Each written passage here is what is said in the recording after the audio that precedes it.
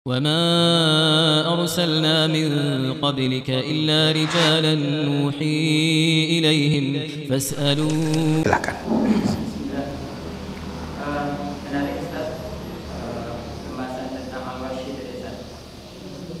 Kita seringkali mendengar sejarah tentang al-wasyi ini dari para asatidz, tetapi kita belum dengarkan bicara detail sejarahnya, bagaimana proses hidayahnya al-wasyi ini, karena beliau kan seorang muda, ya muda, biasanya sebelum beliau masuk Islam, akan dimasukkan oleh kebijakan oleh seorang muslim, juga beliau menjadi sebagai penyewanya, juga bagaimana proses hidayahnya. Ini yang jarang sekali kita dengarkan dari para asatidz ketika menyampaikan sirah. Mohon penjelasannya Ustaz, proses hidayah seperti apa? Ya. Ikhwatal iman, yang namanya ilmu, ya, sebagaimana dikatakan laulal isnadu laqala man syaa ma syaa. Ya. Kunci daripada ilmu itu adalah isnad, literatur. Bisa kita analogikan seperti itu. Riwayat. Adakah riwayat yang menjelaskannya? Adakah riwayat yang menceritakannya? Gitu. Ya. Maka kalau antum mendapatkan perjalanan kisah yang pasti tidak 1 kali 24 jam dari kehidupan orang itu akan diceritakan, pasti ada paragraf-paragraf yang luput. Ya. Jadi kalau antum tanya ke saya, bagaimana proses al-wahsyi mendapat hidayah? Belum pernah saya mendapatkan literaturnya. Pagi itu dia pergi ke sini bertemu dengan ini, kan gitu. Seperti perjalanan siapa? Umar Ibn Khattab ketika mendapat hidayah. Ada paragraf itu. Tapi dalam perjalanan al-wahsyi ini saya belum pernah membaca bagaimana prosesnya.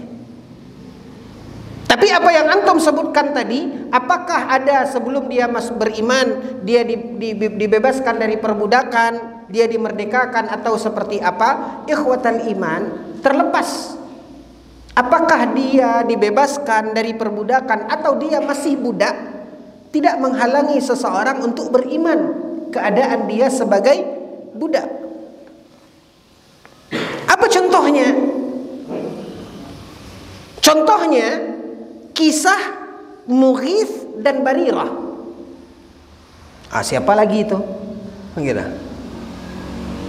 Siapa lagi itu Mughith dan Barirah itu? Sahabat Nabi. Dua-duanya budak. Mughith laki-laki budak, Barirah wanita budak. Budak sama budak menikah. Barirah tidak punya pilihan. Terpaksa akhirnya dia menerima menjadi istri Mughith. Sama-sama budak.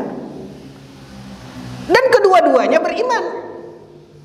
Sampai akhirnya Ummul Mukminin Aisyah radhiyallahu anha memerdekakan Barirah. Baru setelah Barirah merdeka, dia bisa bersuara.